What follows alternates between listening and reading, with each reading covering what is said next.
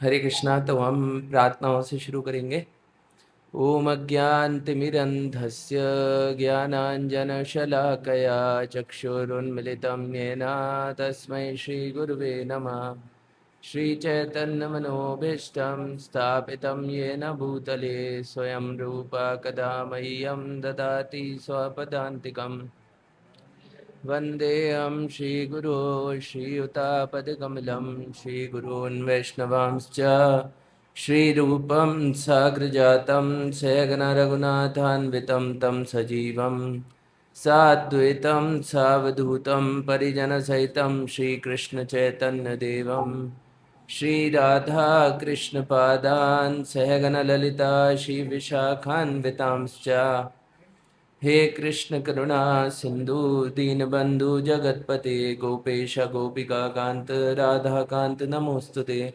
तप्त कांचन गौरांगी राधे वृंदावनेश्वरी वृषभानुसुते देवी प्रणमामि हरिप्रिये। नमः ओं विष्णुपादाय कृष्णपृष्ठाय भूतले श्रीमते भक्तिवेदांत स्वामिन् इति नामिने। नमस्ते सरस्वती देवे गौरवाणी प्रचारिणे निर्विशेष शून्यवादी पाश्चात्यदेशतारिणे। वाञ्छाकल्पतरुभ्यश्च कृपा सिन्धुभ्येव च पतितानां पावनेभ्यो वैष्णवेभ्यो नमो नमः। श्रीकृष्ण चैतन्य प्रभु नित्यानंद श्री अद्वैत गदाधर शिवासादि गौर भक्तवृंद। हरे कृष्णा कृष्ण कृष्णा हरे हरे, हरे राम राम राम हरे हरे। मूकं करोति वाचालं पंगुं लंघायते गिरिं यत्कृपातमहं वन्दे श्रीगुरुदीनतारिणं। परमानंद माधवम श्री चैतन्य ईश्वरम।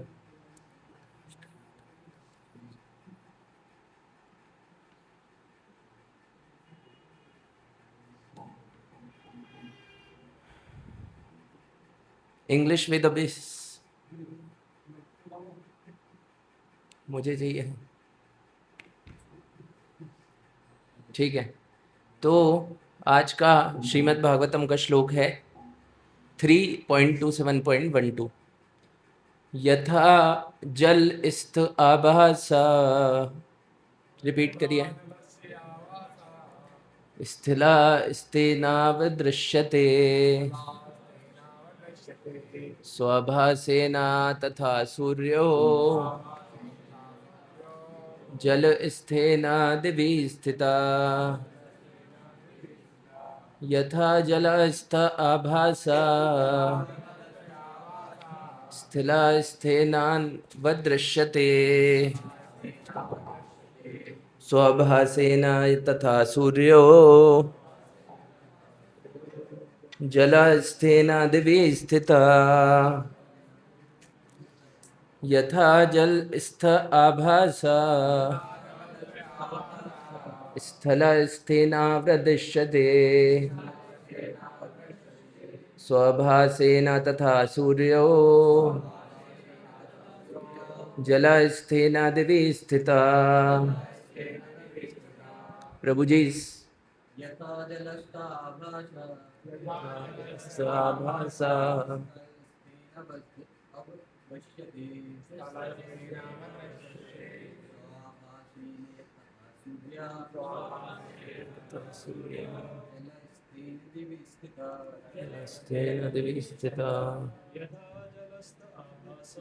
यथा जलस्थ आभासा स्थलस्तेनावदृश्यते स्वभासेन तथा सूर्यो जलस्थेन दिवि स्थिता। माता जी ट्राई कर सकते हैं। यथा जलस्थ आभासा स्थल स्थेनावदृश्यते स्वभासेन तथा सूर्यो जलस्थेन दिवि स्थिता।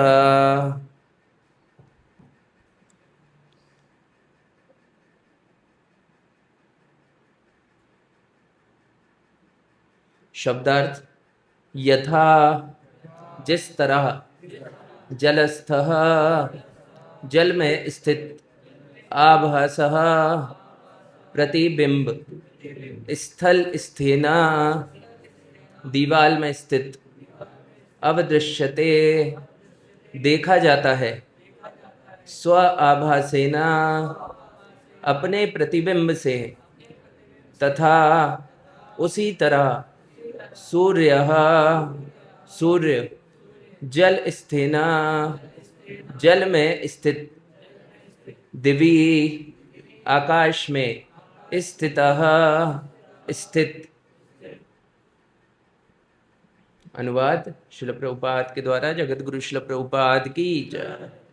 जिस प्रकार, कृपया मेरे पीछे दोहराएं, जिस प्रकार आकाश में स्थित सूर्य को सर्वप्रथम जल में पड़े प्रतिबिंब से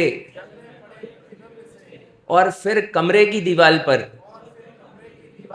पड़े दूसरे प्रतिबिंब से देखा जाता है, उसी तरह परमेश्वर की उपस्थिति महसूस की जाती है।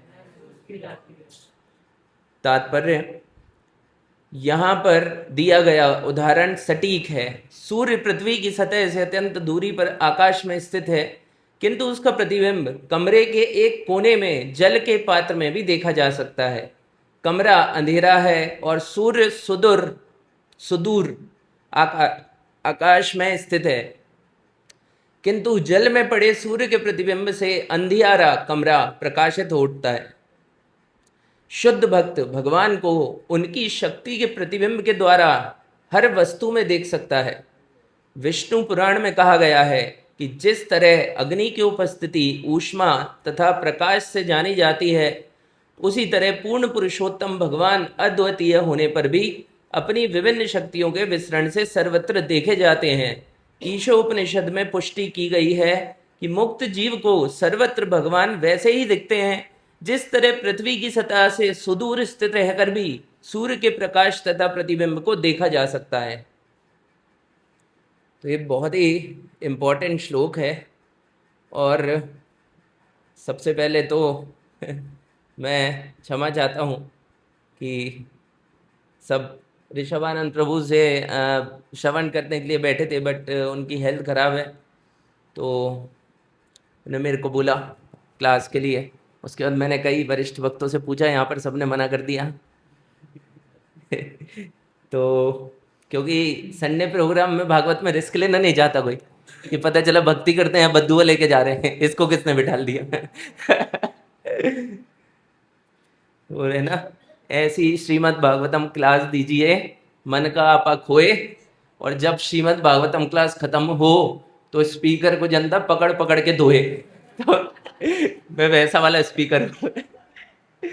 तो फिर भी क्योंकि श्रीमद् भागवतम पूर्ण है, तो कोई भी इसका व्याख्यान करता है तो वो नरिशिंग होता ही है। तो कुछ पहले श्रीमद् भागवतम की ग्लोरीज पढ़ते हैं, उसके बाद हम थोड़ा देखेंगे कि श्लोक में क्या दिया है। हम व्यक्तिगत रूप से देखेंगे श्लोक में क्या दिया है। माताएं थोड़ा सा आगे आ सकते हैं। तो भक्ति सिद्धांत सरस्वती ठाकुर क्या बोलते थे श्रीमद् भागवतम के बारे में, कि अगर इस दुनिया के सारे शास्त्र जल जाएं, लेकिन अगर श्रीमद् भागवतम अगर है तो कुछ नहीं हुआ। अगर श्रीमद् भागवतम है तो कुछ नहीं हुआ, भले ही पूरी दुनिया के सारे शास्त्र जल जाएं। तो ये श्रीमद् भागवतम की महिमा है। एक बार अमृतसर में श्रील प्रभुपाद गए, तो श्रील प्रभुपाद ने देखा कि जो गुरु ग्रंथ साहिब है गोल्डन टेम्पल के अंदर, तो उसको 2 भक्त चामर ढुला रहे थे।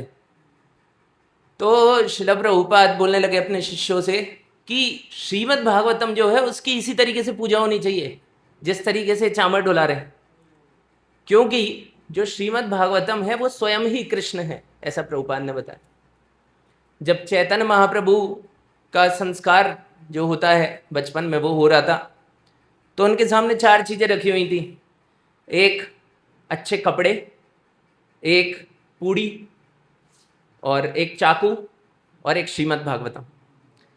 तो ये जनरली होता है, आजकल संस्कार करते नहीं है, क्योंकि माँ बाप को डर रहता कहीं चाकू वाकू ना पकड़ ले, नहीं तो लोग शक करेंगे ना कि कैसे संस्कार दिए तुमने, तो इसलिए रिस्क लेते ही नहीं है, कहते चलन दो। तो पहले संस्कार होते थे प्रॉपर। तो ये चार चीजें जब रखी थी, तो इसमें क्या रहता है कि अगर कोई चाकू पे हाथ मारता है बच्चा, तो भैया बड़े होके समुराय बनेगा, है ना, चोटी वोटी रख के चाकू वाकू गोपेगा इधर उधर। अगर कोई पूड़ी की पूड़ी पे हाथ लगाता है तो मेरे जैसा बनेगा, है ना, कि खाते ही रहते दिन भर। और अगर कोई कपड़े पे हाथ लगाता है तो पता चलता है कि भाई लड़का रॉकिंग रैप वैप करेगा बड़े होके, कान वान में बाली और खड़े बाल, है ना, और लूज पैंट शर्ट, है ना, रैपिंग करने जाएगा, अच्छा टिप टॉप बन के रहेगा। लेकिन कोई श्रीमद् भागवतम पे हाथ रखेगा तो वो भगवान के भक्त, मतलब भगवान के नाम का बहुत अच्छा प्रचारक बनेगा। तो चैतन्य महाप्रभु के सामने जब चारों चीजें रखी थी, जब वो गौरहरि थे बाल स्वरूप में, तो उनने कुछ भी नहीं देखा, सीधे श्रीमद् भागवतम के पास गए और उसको उठा के गले से लगा लिया। तो हम देखते हैं कि श्री चैतन्य महाप्रभु खुद स्वयं श्री कृष्ण है, और वो इस तरीके से उनने बचपन में लीला करके दिखाई, है ना। रूप गोस्वामी कहते थे कि अरे श्रीमद् भागवतम पढ़ ली तुमने, अब तुम्हारे धर्म अर्थ काम मोक्ष का क्या होगा। तो ऐसा रूप गोस्वामी मतलब पॉजिटिव है, पॉजिटिवली सरकेस्टिकली बोलते थे कि अरे तुमने श्रीमद् भागवतम पढ़ ली, अब तुम जो भौतिक भोग करते हो उसका क्या होगा, अब तो तुम भक्त बन जाओगे। तो श्रीमद् भागवतम की ग्लोरीज हैं रूप गोस्वामी। इसके बाद जीव गोस्वामी जो थे, जीव गोस्वामी ने श्रीमद् भागवतम में कई टीकाएं लिखी हैं, है ना। ऐसे श्रीमद् भागवतम में देखा जाए तो 19 टीकाएं हैं श्रीमद् भागवतम की, और 19 टीका में सारी की सारी 19 टीकाओं में प्रॉपर श्लोक जितने श्रीमद् भागवतम में होते उतने ही हैं। जैसे महाभारत में बोला जाता है ना कि 1 लाख श्लोक है, लेकिन एक्चुअली में 1,10,000 है, तो वो अप्रॉक्स करके चलते ही हाँ ठीक है 1 लाख है। लेकिन श्रीमद् भागवतम की जो इंटीग्रिटी मेंटेन करके चली है, जितने श्रीमद् भागवतम में श्लोक है वो 19 के 19 लोग जिनने टीका दिया उन्हीं श्लोकों पे टीका दिया। तो जीव गोस्वामी उनने श्रीमद् भागवतम में 3 से 4 टीकाएं लिखी हैं। और जीव गोस्वामी कौन थे? जीव गोस्वामी जब शास्त्र लिखते थे ना, तो उनने केवल कृष्ण भगवान के ऊपर 5 लाख श्लोक लिखे हैं, केवल कृष्ण भगवान के ऊपर, और बाकी तो और बहुत सारी चीजें हैं, केवल कृष्ण के ऊपर 5 लाख श्लोक। और वो श्लोक पता है कैसे लिखते थे कि वहां पे पत्ती सिस्टम चलता था, पहले रजिस्टर तो थे नहीं, है ना, कि अब सर अगर रजिस्टर खरीद लाए लाओ पेन, ऐसा नहीं था, कलम रहती थी उससे पत्ती पे लिखते थे। तो वो कैसे लिखते थे आप सुनना जरा वो कैसे लिखते थे, मतलब कितने बड़े पंडित थे वो। पत्ती रहती है, पत्ती के 2 साइड रहते, एक ऊपर एक नीचे। तो पहले वो ऊपर लिखते थे कलम से, अब ये ऊपर जब उन्होंने भागवत लिखी तो ऊपर भागवत लिखी तो गीला हो गया, तो उसको पलट के दूसरा तो लिख नहीं सकते, तो पहली पत्ती उठा के साइड में रख दी सूखने के लिए। अब दूसरी पत्ती पे तीसरा श्लोक लिख रहे हैं, पहले के बाद तीसरा, उनको ये पता था कि दूसरा क्या है, तो अब तीसरा श्लोक लिख रहे जीव गोस्वामी। और तीसरा श्लोक जब लिखते थे, जब तक पहला वाला सूख जाता था तो फिर तीसरे के बाद दूसरा श्लोक लिखते थे, फिर चौथा लिखते थे। आपने देखा है किसी व्यक्ति को किताब लिखते हो इस तरीके से 1 3 2 4 6 8 क्या चल रहा है? ये स्कॉलर है हमारे आचार्य जीव गोस्वामी, इस तरीके से उन्होंने 5 लाख श्लोक लिखे हैं।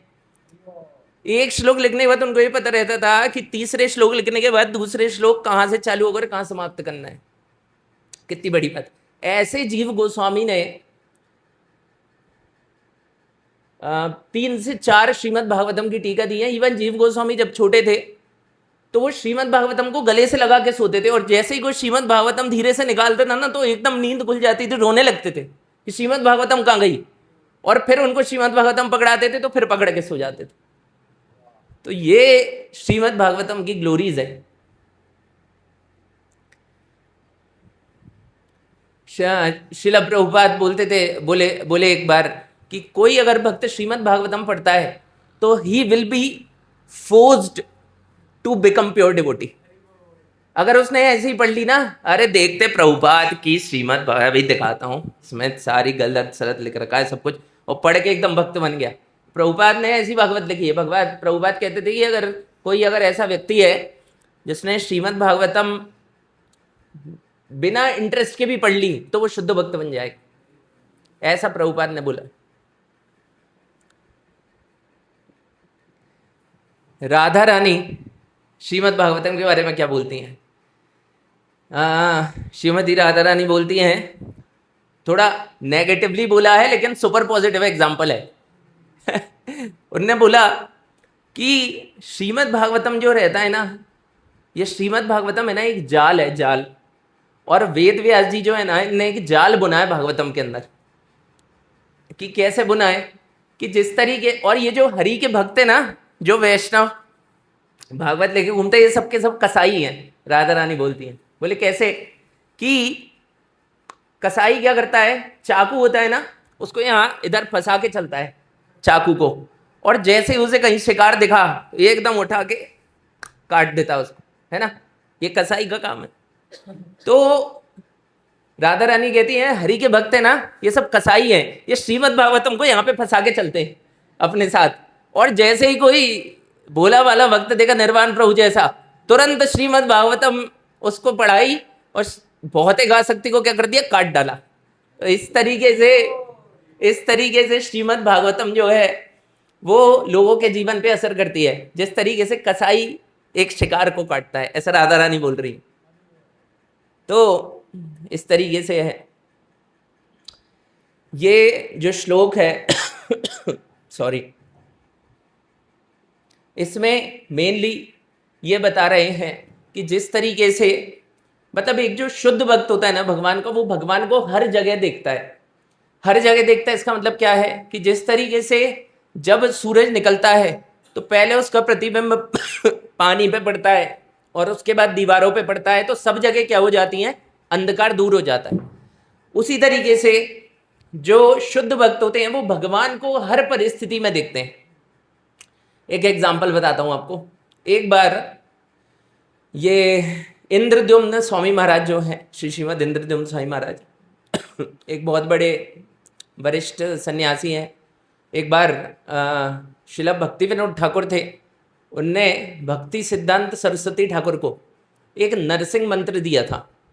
नरसिंह मंत्र दिया था। ये नरसिंह मंत्र कैसा होता है कि अगर आप बिल्कुल मरने वाले हो ना और ये नरसिंह मंत्र पढ़ दो तो आप मरोगे नहीं, आपको कुछ भी नहीं होगा।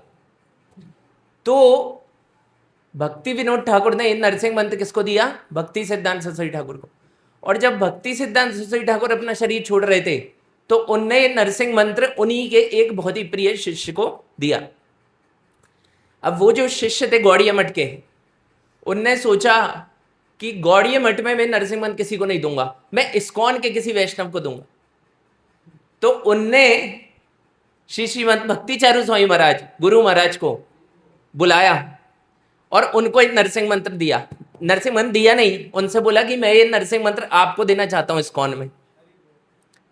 तो गुरु महाराज जो थे उनने बोला कि मैं तो ये नरसिंह मंत्र नहीं लूंगा, लेकिन एक भक्त हैं जो बिल्कुल अपना जान का जोखिम उठा के श्रीमद् भागवतम का प्रचार करते हैं, भगवान के नाम का प्रचार करते हैं।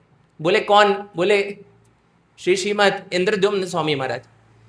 तो इंद्रद्युम्न स्वामी महाराज ऐसे एक सन्यासी हैं, कुछ हुआ क्या? श्री श्रीमद इंद्रद्युम्न स्वामी महाराज ऐसे एक सन्यासी हैं इस्कॉन के, जिनने अफ्रीका के जो जंगल होते हैं ना, जहाँ पे आदिवासी होते, जिनको हिंदी समझ में नहीं आती और वो वाली भाषा समझते ऐसे बोलते हैं ना, वो उलाला करके घूमते रहते पत्ती पहन के। तो ऐसे लोग जिनको हिंदी भी समझ में नहीं आती है, और जब कोई इंसान उनके गांव में जाता है ना तो उनकी आंखें बड़ी बड़ी हो जाती, जैसे हमारी महाप्रसाद को देख के हो जाती, अरे खाया नहीं भाई 10 साल से, कहाँ है भला पनीर की सब्जी, और लोग खिचड़ी परस देते हैं। तो जब जब जब ऐसे अफ्रीका के जंगल जो होते हैं ना, उसमें इस तरीके के जो लोग थे, जिनके सामने अगर मनुष्य जाता है ना तो उनकी आंखें बड़ी बड़ी हो जाती है, अरे फीस्ट, आज तो इसको खाएंगे पका के। मतलब इंसान खाते हैं वो लोग, आदमखोर बोलते जिनको, क्योंकि सिविलाइज नहीं होते तो उनको नहीं पता रहता क्या खाते पीते, तो कोई भी देखता है तो काट देते हैं उसको, है ना। तो ऐसे व्यक्तियों को इंद्रद्युम्न स्वामी महाराज ने साउथ अफ्रीका के जंगल में जाके प्रचार किया, और आज वो इंद्रद्युम्न महाराज के दीक्षित शिष्य हैं जो 16 माला करते हैं। अब आप ये समझिए कि ऐसे शुद्ध भक्तों ने पता नहीं कौन सी भाषा में इन लोगों से बात करी होगी और उनको देख के मारा भी नहीं उनको, और आज वो सब महाराज की शरण में भक्ति करते। तो गुरु महाराज ने कहा कि एक व्यक्ति है जो इस तरीके से प्रचार करते इस्कॉन में अपने जान का जोखिम डाल के, उनको आप नरसिंह मंत्र दो। तो गुरु महाराज ने इंद्रदुम्न स्वामी महाराज को बुलाया और उनको वो नरसिंह मंत्र मिला। तो जो नरसिंह मंत्र का जो वो है रूल, वो ये बोलता है कि 3 बार इसको यूज किया जा सकता है, और जब बिल्कुल आप मृत्यु की शैया पे हो आप एकदम बोल दोगे आपको कुछ नहीं होगा। तो इंद्रदुम्न महाराज ने ऐसे 3 बार उसको यूज कर चुके हैं। एक बार वो जा रहे थे, उनका एक्सीडेंट हुआ, इतना भीषण एक्सीडेंट की पूरी कार एकदम उड़ गई, और उनको एकदम याद आया उड़ते समय कि नरसिंह मंत्र बोल लूं मैं। तो उन्होंने नरसिंह मंत्र बोला, तो कार टप्पा खा के इधर उधर से टूट टाट के पूरी कार नष्ट हो गई, लेकिन उनको एक खरोच तक नहीं आई, खड़े हो गए निकल के। दूसरी बार एक कैस्पियन सी करके एक बहुत ही खतरनाक समुद्र है अमेरिका में, है ना, उसकी जो लहरें हैं उसमें अच्छे अच्छे तैराक भी स्विमिंग नहीं कर पाते। तो इंद्रदुम्न महाराज एक बार गए थे, तो उन्होंने सोचा कि थोड़ा स्विमिंग करता हूँ, क्योंकि वो आर्मी से हैं तो उनको क्या स्विमिंग नहीं आएगी, उनको तो हर चीज की ट्रेनिंग है, एक्सपर्ट है वो। तो वो गए उस समुद्र में, और जब वो समुद्र में गए तो इतनी भयंकर लहर आई कि उस समुद्र के लगभग बीच में पहुंच गए। अब वो बीच में पहुंच गए तो उनको लगा अब तो गए, डूबने लगे हो, बीच समुद्र में कौन बसता है, इतना तैर के भी नहीं आ सकते कोने पे। तो उन्होंने नरसिंह मंत्र बोला आंख बंद करके, और नरसिंह मंत्र आंख बंद करके जब बोला और आंख खोली तो किनारे पे थे समुद्र के। तो ऐसा ये नरसिंह मंत्र इंद्रदुम्न महाराज को मिला है। तो ये जो क्या बोलते हैं, ये गुरु महाराज ने जो इनको नरसिंह मंत्र बोला लेने के लिए, तो इन इंद्रदुम्न महाराज के शिष्य कैसे, हम ये एग्जाम्पल देखना चाह रहे हैं कि कैसे एक शुद्ध भक्त जो होता है वो हर जगह भगवान को देखता है, यही ये श्लोक का तात्पर्य। तो ये जो इंद्रदुम्न महाराज हैं, इनके शिष्य जो हैं, एक बार अमेरिका में, रशिया के आसपास या अमेरिका कहीं पे युद्ध चल रहा था भयंकर, जैसे युद्ध नहीं चलता, जैसे अभी यूक्रेन और रशिया में चल रहा था, है ना, और कहाँ पे चल रहा था, अभी अरब स्टेट में चल रहा था ना, अमेरिका और ये ईरान में चल रहा था, इजराइल में चल रहा था, इजराइल और ईरान में ऐसा खतरनाक युद्ध चल रहा था कि कहीं भी कभी भी मिसाइल टपक सकती है। तो इंद्रदुम्न महाराज के जो शिष्य थे वो प्रचार कर रहे थे, जैसे मान लो 2 जगह युद्ध चल रहा है, कौन जाएगा उधर मरने के लिए, वो पूरा टीम बना के नगर संकीर्तन कर रहे हैं वहां पे कि कोई तो होगा जिसको हरिनाम मिलेगा।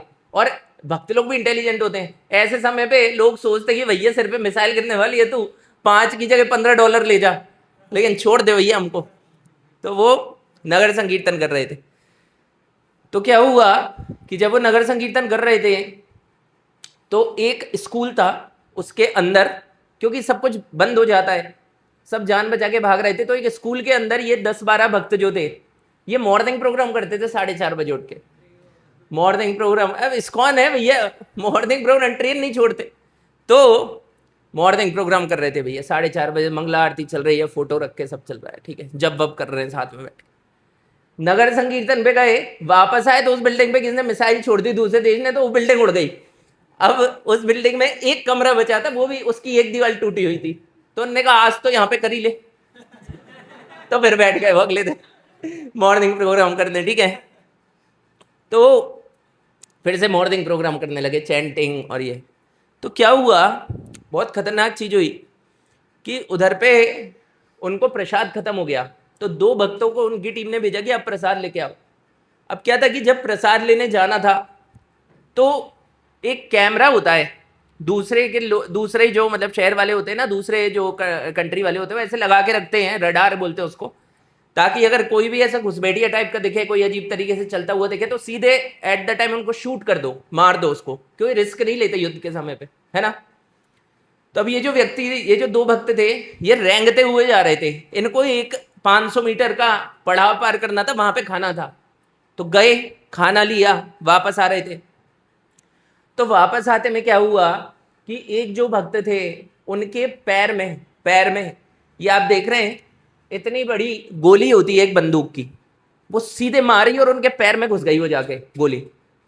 अब उनके पैर में घुसी तो पूरी जगह खून ही खून पड़ा है वो भक्त का। और ये जो दूसरा भक्त है वो भक्त एकदम चिल्ला रहे हैं, तड़प रहे हैं सड़क पे बिल्कुल ही। तो ये जो दूसरे भक्त थे इनको जैसे तैसे लेकर आए और जिस कमरे में मॉर्निंग प्रोग्राम चल रहा था वहां पे जाके इनको लिटाल दिया। फिर इन लोगों ने शायद बिल्डिंग चेंज करी तो 2 कमरे थे वहां पे, तो एक जगह पे भक्त लोग सोते थे और एक जगह इनका ट्रीटमेंट चल रहा था, मतलब जो भी यथासंभव जो भी कर सकते थे। तो कुछ समय बाद ये भक्त जो थे इनने शरीर त्याग दिया, क्योंकि दर्द बहुत पीड़ा थी, शरीर त्याग दिया। और जितनी दक्षिणा, ये नवदीक्षित भक्त थे इंद्रदुम्न साईं महाराज के, जितनी भी दक्षिणा उनको मिली थी वो सारी की सारी दक्षिणा उनने एक पास की कंट्री में जहां पे इंद्रदुम्न स्वामी महाराज थे, वहां पे युद्ध नहीं चल रहा था, शांति थी, वहां पे जाके उनको दिया। तो जब इंद्रदुम्न महाराज को ने दक्षिणा दी तो इंद्रदुम्न महाराज रोने लगे फूट फूट के कि यार ऐसे शिष्य जान जोखिम में डाल के एक की जान चली गई और आप बताइए इस तरीके से लोग दक्षिणा लेके आए इंद्रदुम्न महाराज के लिए। तो इस लीला से हमको ये समझ में आता है कि भगवान के जो शुद्ध भक्त होते हैं वो हर जगह भगवान के प्रचार का, भगवान के नाम का मौका ढूंढ रहे होते हैं कि कहाँ पे हम प्रचार कर लें। जब शिला प्रभुपाद के समय पर कोलकाता में युद्ध चल रहा था, तो जब कोलकाता में युद्ध चल रहा था तो वहाँ पे खाने के बिल्कुल वांदे थे, मतलब बिल्कुल ही खाना नहीं था, पूरा खाना नष्ट कर दिया था। तो सब लोग भाग रहे हैं, अपने अभयचरण में भी देखा होगा, सब लोग भाग रहे हैं, दरसोदा त्राही माम चल रही है पूरे में। मतलब बंगाल में उस समय कलकत्ता की इतनी बुरी स्थिति थी कि थोड़ा ग्रॉस एग्जाम्पल है फिर भी दे रहा हूँ, इतनी खाने की कमी हो गई थी, इतनी खाने की कमी हो गई थी कि कोई व्यक्ति वॉमिट करता था ना उसको लोग प्रसाद, मतलब उसको लोग खा लेते थे, इतनी ज्यादा कमी हो गई थी क्योंकि भूखे मर रहे थे। तो ऐसे समय पे प्रभुपाद लीलाव्रत में भी लिखा है, ऐसे समय पे प्रभुपाद जो हैं उनने नगर संकीर्तन का बोला। अब उस समय प्रचार तो था नहीं, अकेले निकल गए 1-2 लोगों के साथ नगर संकीर्तन करेंगे। तो प्रभुपाद से लोगों ने पूछा कि आप इतनी भीषण स्थिति में घर में रहो, इधर निकल के क्यों आ रहे हो नगर संकीर्तन करने। बोले कि घर में रहने से एक बार को जान नहीं बचेगी, लेकिन अगर नगर संकीर्तन करेंगे भगवान की कृपा होगी तो सब बच जाएंगे। तो ये सोच के प्रभुपाद पूरे टाइम कीर्तन किया, प्रभुपाद को कुछ नहीं हुआ और जितने लोगों ने हरि नाम सुनाया उनका तो उद्धार हुआ ही हुआ। तो इस तरीके से हम व्यक्तिगत रूप से देख सकते हैं कि कैसे जो शुद्ध भक्त होते हैं ना भगवान के, वो इस तरीके से कृपा, मतलब हर पॉइंट पे उनको भगवान दिखते हैं। एक बार, और मतलब भगवान का अच्छा भाव दिखता है। एक बार मैं उज्जैन में खड़ा था तो जो नरसिंह भगवान थे उनको देख के मैं डर सा गया। मैंने कहा इतना फेरोशियस फॉर्म है एकदम, पहली बार गए थे और सोचते भगवान कहीं मुस्कुरा रहे होंगे, कहीं है ना, कहीं बांसुरी वासुरी लेके खड़े होंगे, एकदम नरसिंह भगवान को देखा मेरी हालत खराब हो गई। मतलब जब पहली बार नरसिंह भगवान आए थे तो मैंने वहाँ पर पूछा, श्रीपाद अरुणाक्ष प्रभु खड़े थे, तो मैंने उनसे पूछा कि प्रभु जी ये जो फॉर्म है तो बहुत डरावना है। बोले ये फॉर्म डरावना नहीं है, ध्यान से देखो भगवान हंस रहे। तो मैंने जब ध्यान से देखा ना तो मुझे रियली समझ में आया कि नरसिंह भगवान एक्चुअली हंस रहे हैं। तो भक्त का जो विजन होता है ना वो बिल्कुल अलग ही लेवल पे होता है। अब जैसे श्री श्रीमद भक्ति प्रेम स्वामी महाराज है, अब एक रथ यात्रा कोई करके बता दो तो हालत खराब हो जाती है, उन्होंने 68 निकाल दी मध्य प्रदेश में, ये होता है विजन, है ना। हम जब 2 साल से नित्यानंद प्रभु का एक्सपीरियंस है, 2 साल से रथ यात्रा निकाल रहे थे तो हमको ये लगता था कि यार ये निकल जाए यार, बस आ जाए लोग। पहली बार जब रथ यात्रा निकाली थी यहाँ प्ले होटल के बगल में रथ खड़ा था, तो हम तीनों, ये मैं और ऋषभ, इसी टेंशन में थे कि यार इतना सेटअप तो कर लिया, इतना भोकाल मचा दिया पूरे गुना में। मान लो 50 ही लोग आए तो कितनी बेइज्जती होगी, इतनी मेहनत कर दी, 50 लोग चल रहे, वो भी 50 में 40 अपने सेंटर के रहते हमेशा। तो लेकिन भगवान की कृपा है।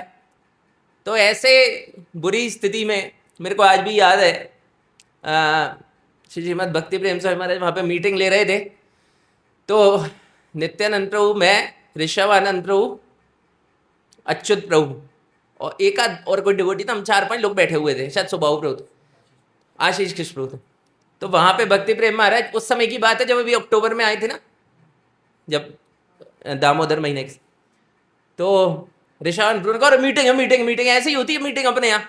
5 मिनट पहले पता चलता है वो धोती होती लपेटते हुए जा रहे, गिरते पड़ते, और मीटिंग मीटिंग मीटिंग, चले गए, ये मीटिंग में बैठ गए जाके। अब वहां पे बोली लग रही वहां पे कि रथ यात्रा कौन संभालेगा, तो हम सब ने हाथ उठाया, नित्यानंद प्रभु। तो भक्ति तो श्रीमद भक्ति महाराज बोले एक जगह नहीं 4 जगह निकालेंगे। सब ने कहा अच्छा अच्छा अच्छा। तो फिर जैसे ही उन्होंने बोला कि बाहर की रथ यात्रा कौन निकालेगा, कौन बनेगा इंचार्ज, तो कोई हाथ नहीं उठा रहा, सब हाथ नीचे करके बैठे, सुभद्रा मैया के घुस गए ना हाथ ऐसे, सब एकदम हाथ से गोड़ के बैठे हुए। अब श्रीमद भक्ति प्रेम स्वामी महाराज वहां से इंस्पिरेशन दे रहे हैं, बाकी तीनों को, प्रभु का तो हो गया, टिकट कट गया, ये किनकी हुई, बाकी 3 किसकी होगी, सब ऐसे बैठे हुए। तो भक्ति प्रेम स्वामी महाराज को 10 मिनट लग गए कन्विंस करने में, तब जाकर ऋषभानंद प्रभु ने ऐसे किया, मेरे को तो मैंने हाथ उठाया, मैं छोटा सा हाथ, मैंने कहा मैं मारे, कहने लगी हाँ मतलब कोई दिक्कत नहीं है भाई, निकल जाएगा, क्या है तुम निकालेगा, भगवान निकाले तुम निकाले, हमने कहा हाँ भगवान ही निकालेगा। अब मेरे को सेवा दी है तो भगवान ही करेंगे, मैं अब रिस्पॉन्सिबल लोग हैं। और फिर देखिए कितनी अच्छी यात्रा निकली, प्रभु लोग इंचार्ज बने, 3 सूरमा यहाँ पे बैठे हैं, एक नीचे बैठे हैं, क्या जबरदस्त रथ यात्रा निकाली। हम तो क्रेडिट खाने गए थे कि कोई तो हो जो बोले कि तीनों का इंचार्ज कौन है, ये है, ये बैठा हुआ है, कुछ ना बोल रहा ना कुछ कर रहा है, यही है ये। तो हम क्रेडिट खाने गए थे। लेकिन देखिए तो जो शुद्ध भक्त का विजन होता है, हम मतलब लाइव देख रहे हैं, कितना ब्रॉड विजन, और हर जगह भगवान को देखने का प्रयास करते हैं, है ना। ये जो मध्य प्रदेश में जहाँ पर भी विलेज प्रीचिंग होती है, गांव का प्रचार, ये पूरा का पूरा आइडिया श्रीमद भक्ति प्रेम स्वामी महाराज का है। उसके पहले सोचा ही नहीं, मतलब उसके पहले सोचा इन द सेंस ये था कि कोई लीड नहीं ले रहा था, तो महाराज ने लीड लिया। एक भक्त थे, एक सुभद्रा माता जी करके उनके पिताजी थे, वो गांव में 2-3 स्कूल में पढ़ाने जाते थे ऐसे ही अतिथि शिक्षक के रूप में। तो फिर उनने लीड लिया, फिर वो चले गए महाराष्ट्र, फिर प्रेम अवतार प्रभु ने लीड लिया, फिर इस तरीके से विलेज प्रीचिंग चालू हुई, और आज रथ यात्रा 68 जगह निकली। तो इस तरी, और अगले साल 128 जगह निकलेगी, हरी बोल। तो 128 तो भक्त भी नहीं है टोटल, लेकिन एक जने को 2 जगह जाना पड़ेगा, सुबह रात होकर करके शाम को आरोन। देखते हैं महाराज कृपा करेंगे तो सब होगा। तो एक और एग्जाम्पल है भक्ति तीर्थ स्वामी महाराज का। आप देखिए ये भक्त लोग अपने कंफर्ट जोन से, टाइम हो गया क्या, 5 मिनट है, ये भक्त लोग अपने कंफर्ट जोन से बाहर जाके कैसे प्रचार करते थे। आप देखिए श्रीमद भक्ति तीर्थ स्वामी महाराज जब पहले प्रचार करते थे तो वे एक कम्युनिस्ट कंट्री में प्रचार करते थे। कम्युनिस्ट मतलब क्या होता है कि वहां पर अगर आपने किसी दूसरे धर्म का प्रचार कर दिया तो सरकार की तरफ से शूट ऑन साइट का ऑर्डर होता है। जैसे गोपाल कृष्ण महाराज जो है ना, श्रीमद गोपाल कृष्ण महाराज, उनको पाकिस्तान में था, उनको पाकिस्तान में शूट एट साइट का ऑर्डर था, क्योंकि उन्होंने पाकिस्तान में इस्कॉन मंदिर खोल दिया। श्रीमद गोपाल कृष्ण स्वामी महाराज ने 70 करीब इस्कॉन मंदिर खोले पूरे भारत में, इसलिए उनको सेकंड प्रभुपाद बोलते थे। तो ऐसे ही भक्ति तीर्थ स्वामी महाराज थे। आप देखिए हम एक मंदिर नहीं चला पा रहे, 70 मंदिर खोले उनने, प्रभुपाद ने 108, यहां सेंटर नहीं चल पा रहा है। श्रीमद भागवतम कथा जिस दिन खत्म हुई थी 27 जुलाई को, उसके बाद मतलब अगर आप सड़क पे निकलते ना तो एक भी डिवोटी नहीं दिख रहा था। कुछ लोग भागवत तो सुन के ही थक गए, उनको सेवा ही नहीं थी, कुछ होता है। तो क्या है कि हम लोग यही डिस्कस कर रहे थे, प्रभु जी है, इनको तो कोई सेवा नहीं थी, तो पता चला फिर भागवत सुनने आते तो इनका थक गए होंगे। तो भक्ति तीर्थ महाराज जो थे वो एक बार ऐसे जा रहे थे, तो एक, मैंने सुनाया है पहले भी लेकिन इससे रेलेवेंट है इसलिए दोबारा सुना रहा हूं। तो वो एक बार जा रहे थे तो एक ट्रक था, ट्रक, उसमें किताबें भरी हुई थी। किसकी, किनकी, शिला प्रभुपाद, पूरे ट्रक में किताबें भरी हुई। अब क्या हुआ, कम्युनिस्ट कंट्री में जहां पे एक किताब का प्रचार करना मुश्किल है, वहां पे वो पूरा ट्रक लेके घूम रहे हैं भाई साहब, ठीक है। अब क्या हुआ कि एक यूनिवर्सिटी के अंदर किताबें उन्हें टिकानी थी, ठीक है। तो क्या हुआ कि वो जब गेट पे पहुंचे तो वहां पे बंदूक तान के खड़ा था सिक्योरिटी गार्ड, शूट इनसाइड के ऑर्डर है, कोई भी मार सकता है उनको। तो ट्रक के ड्राइवर थे वही खुद। तो क्या हुआ कि वो एक कुत्ता लेके चल रहे थे अपने से, है ना। तो ऐसे दो दो वर्जन आते हैं इसके। तो क्या हुआ कि मैं दूसरा वाला सुना रहा हूँ। सिक्योरिटी गार्ड जो था उसके पास कुत्ता था एक, वैसे बैठा हुआ था कुत्ता लेके, है ना, एकदम बेहतरीन शेर जैसा कुत्ता, एकदम पीछे छोड़ दो तो आदमी कह लेते तू काट ले भाई, भाग नहीं रहा मैं, तो वैसे ही भाग नहीं पाऊंगा, ऐसा कुत्ता। तो क्या हुआ कि वो नीचे उतरे ट्रक से। तो ट्रक से नीचे उतरे तो उसने ट्रक बजाया, बोले क्या है ट्रक में, चेकिंग करवाओ। तो उतर गए। अब उनने कहा अगर इसने ट्रक चेक कर लिया तो मेरा कचूमर निकाल देगा, यहाँ पे इतनी सारी प्रभुपाद की किताब लेके घूम रहा हूँ। तो वो जैसे ही ट्रक के पास जा रहा था ना, तो उनने कुत्ते को कुछ तो कर दिया, तो कुत्ते को मारा वारा, वो डंडे वंडे से मारते, कुत्ता भौंकने लगा बहुत जोर जोर से। तो वो जैसे ही ट्रक के पास जाने वाले थे, इतने में पीछे से कुत्ता भयंकर जोर से भौंक रहा। तो उस सिक्योरिटी गार्ड का ध्यान बट गया, तो वो दोबारा कुत्ते के पास आ गया, और कुत्ता भौंके ही जा रहा, भौंके ही जा रहा, भौंके ही जा रहा। जो भी कृपा थी भगवान की। तो उसने भक्ति तीर्थ महाराज को बोला, भक्ति तीर्थ महाराज ने उसको बोला कि मेरे को जाने दो, मुझे जल्दी है, इसमें कुछ नहीं है, माल है, वो तो बोरी है या अनाज वनाज की, कुछ भी बोल दिया उनने। तो उसने कहा हाँ ठीक है, कुत्ता परेशान करे, तुम जाओ। तो पूरा का पूरा ट्रक लेके अंदर घुस गए, और पूरी यूनिवर्सिटी में प्रभुपाद की किताब सेट कर दी जाती।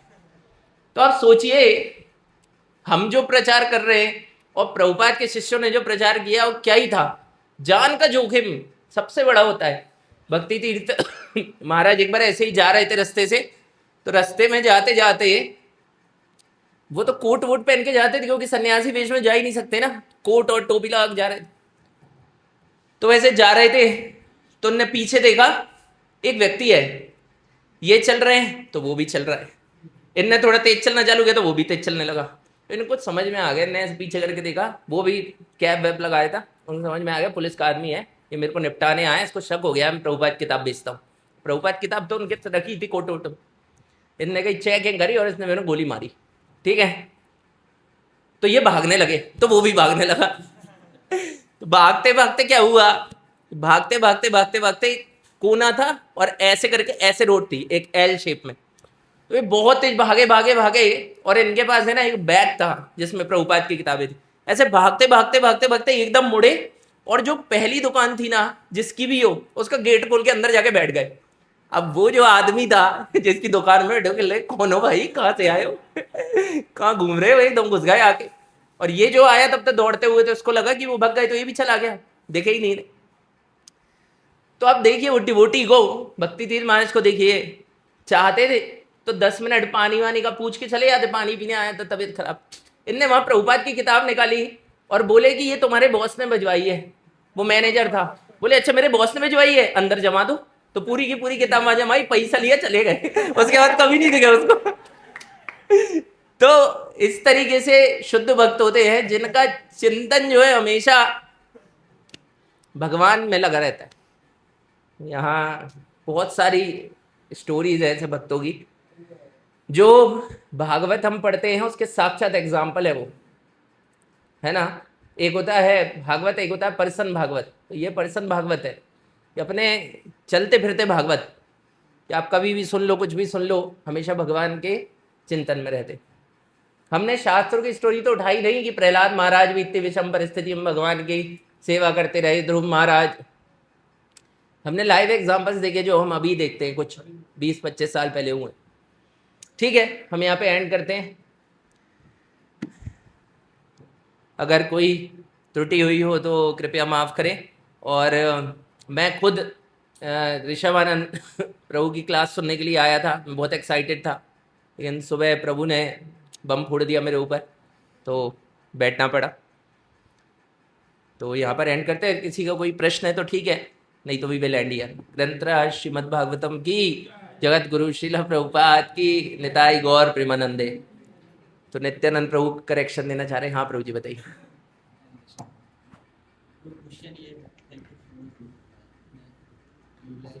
के एग्जाम्पल्स देने के लिए प्रभु, प्रश्न ये है कि जैसे अभी आपने एग्जाम्पल बताया कि 7 दिन की भागवतम कथा हुई। हरे कृष्णा प्रभु जी। आपने जिस प्रकार से बताया कि अभी 7 दिन भागवतम क्लास हुई है ना, कई भक्तों ने सेवा भी करी, कई भक्तों ने सेवा नहीं करी, लेकिन ऐसा क्यों होता है प्रभु जी कि ये कभी कभी रियलाइज़ होता है कि हम एक स्ट्रेच में भक्ति कर लेते हैं बहुत, और उसके बाद एक कुछ समय आता है कि जहाँ पे डाउन हो जाता है या चीज़ें स्टैग्नेंट हो जाती हैं, हमें भक्त नहीं दिख रहे हैं, सूना पड़ जाता है। तो ये क्या उन दिनों में कुछ अपराध होने के कारण है, या कुछ एकदम ऐसा लगने लगता है कि मैंने बहुत पहाड़ तोड़ लिया, या तो ये किस कारण से ऐसा होता है प्रभु जी? क्यों क्यों हम उसको इंक्रीज नहीं कर पाते हैं? क्यों हम ये नहीं समझ पा रहे हैं कि वास्तव में हमारे लिए भक्ति ही सब कुछ है? अभी भी ये स्थिति ऐसी क्यों आ जाती है प्रभु? इतना सब कुछ हमें श्री प्रभुपाद की कृपा से मिला है, इतने इवेंट्स हम कर रहे हैं, इतनी सेवाएं हम कर रहे हैं, ये सब कुछ होने के बावजूद भी हम अभी यही है कि थोड़ा आराम कर लेते हैं, थोड़ा सुस्ता लेते हैं। तो ये स्थिति क्यों आती है प्रभु जी? इस पर थोड़ा सा बताइए बस। तो नित्यानंद प्रभु खुद ही लाइव एग्जाम्पल है कि किस तरीके से सेवा में थकना नहीं है, निरंतर सेवा करना है। सबके लिए इंस्पिरेशन है, मेरे लिए भी है, और प्रभु को आंसर पता है। लेकिन फिर भी एक्चुअली मैंने एक बार सुना था, समस्या क्या होती है ना कि हम है ना व्यक्ति को इम्प्रेस करने के लिए सेवा करते हैं। हमारी मानसिकता रहती है कभी कभी ऐसी कि ऋषभानंद प्रभु अगर है तो मॉर्निंग प्रोग्राम में भी आएंगे, भागवत क्लास में भी आएंगे, है ना, वर्शिप भी कर देंगे उनके सामने। और I am not pointing out anyone, मैं जस्ट बता रहा हूँ, मेरी भी यही मानसिकता है, सबकी यही मानसिकता रहती है। और भागवत कथा में ऋषभानंद प्रभु निकल के आएंगे तो एकदम सेवा पे सेवा करनी है, नहीं तो सिंसियरली इधर उधर घूमना है। तो एक्चुअली क्या रहता है ना कि जब हम भक्तों को इम्प्रेस करना is not a bad thing, लेकिन अगर हमारी मानसिकता इस तरीके से भक्ति करने की है तो लॉन्ग टर्म में क्या होता है कि हमारा भगवान और प्रभुपाद से प्रेम नहीं हो पाता है। हम वो व्यक्ति से ही प्रेम करके हमारी भक्ति चल रही होती है। और अगर वो व्यक्ति कभी मान लो यहाँ से चले गए, डी लैंड चले गए, तो 60-70% लोगों की भक्ति चली जाएगी। क्यों? क्योंकि वो भक्ति भगवान और प्रभुपाद को प्लीज करने के लिए नहीं कर रहे थे, वो उनको प्लीज करने के लिए कर रहे थे, जो वो भी नहीं चाहते। ये एक बहुत बड़ी समस्या है।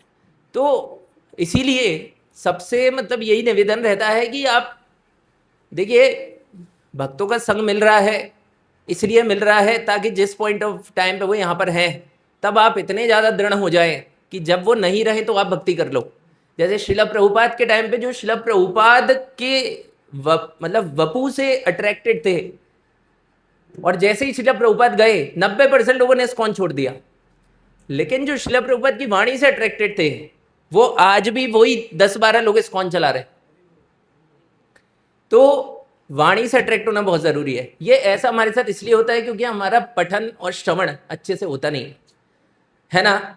हम कॉरपोरेट वर्ल्ड की तरह सेवा करने आ जाते हैं इस्कॉन में, क्या रे प्रभु जी क्या सोचेंगे, प्रभु जी के सामने कर दो, ये कर दो, लोट लगा लो। हम डी लैंड में थे, एक भक्त थे, जब गुरु महाराज नहीं रहते थे तो दिन भर कहीं फोन चला रहे, कहीं कुछ कर रहे।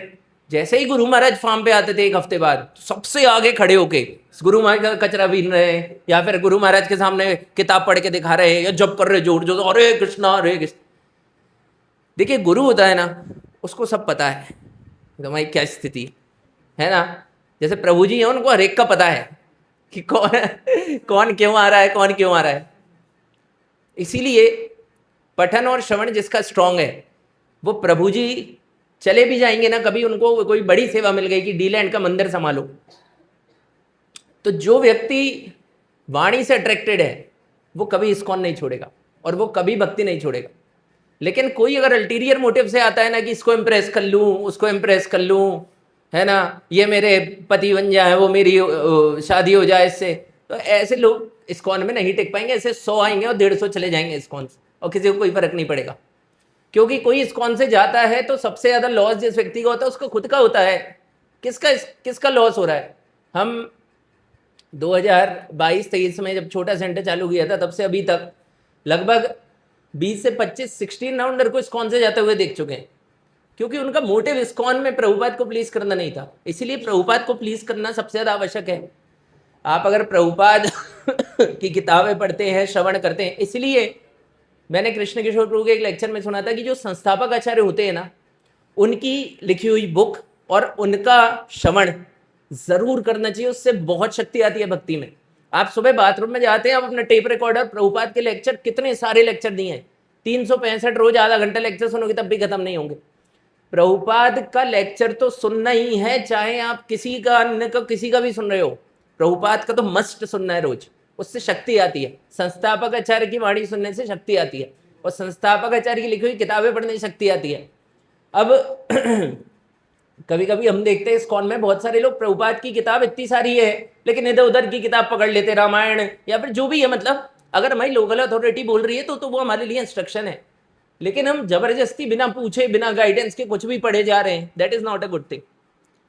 इसीलिए प्रभुपाद पे बहुत फोकस किया जाता है इस्कॉन। प्रभुपाद को सेंटर में रख के जो भक्ति करे कभी नहीं जाएगा, और कभी वो निराश हताश भी नहीं होगा। जैसे हम लोग नहीं हो जाते, जैसे प्रभु बता रहे 7 दिन भागवत कथा हुई, एकदम गायब है ना, फोन वोन काटने लगे, भाई मैंने कही क्या अपराध कर दिया क्या तो ऐसा होता है। लेकिन धीरे धीरे एसोसिएशन में आने से ही वो चीजें दूर होंगी, है ना। ऐसा नहीं कि अरे प्रभु जी ऐसा बोल रहे तो अब आएंगे ही नहीं ये तो बहुत एक्सट्रीम स्टेप हो गया। आना है प्रभु जी को प्लीज करने के लिए करें भक्ति, कोई दिक्कत नहीं है। लेकिन आगे देखिए, लास्ट पॉइंट है, फिर मैं एंड करता हूं। गुरु महाराज जब तक थे, इतने लोग उनसे मिलने आते थे, उज्जैन में पूरा मंदिर भर जाता था। गुरु महाराज आते थे, गुरु महाराज जहां जा रहे हैं वहीं पीछे पीछे लोग घूम रहे, जबकि पूरे साल भर उनके दर्शन तक नहीं होते थे। कि कहाँ रहता है भाई, कौन से कस्बे में रहता है, ये तो बता जा, एड्रेस लिख ले उज्जैन में, ये भी शिष्य है गुरु महाराज के। घूमते रहते थे दर्शो दो, बिल्कुल पीछे पीछे चल रहे हैं ये वो। गुरु महाराज सब जानते थे।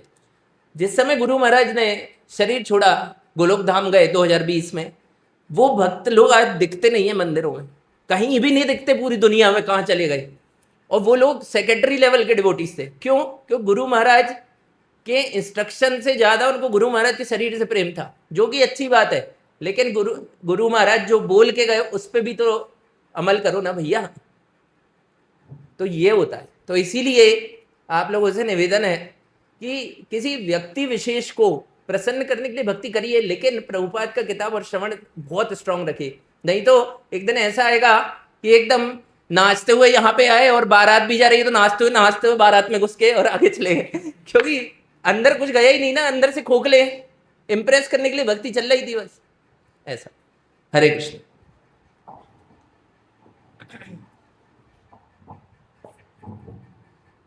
हरे कृष्ण प्रभु।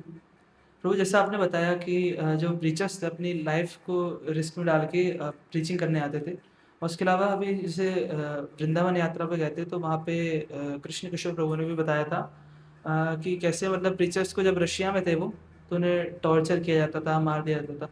तो प्रभु मतलब एक नॉर्मल क्वेश्चन था, मतलब वो परेशान कर रहा था बार बार कि जैसे वो कि मतलब उनकी भगवान रक्षा करने क्यों नहीं आया, या फिर ऐसा।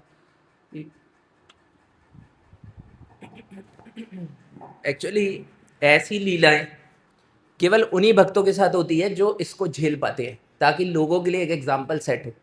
सबके साथ नहीं हो गए, है ना।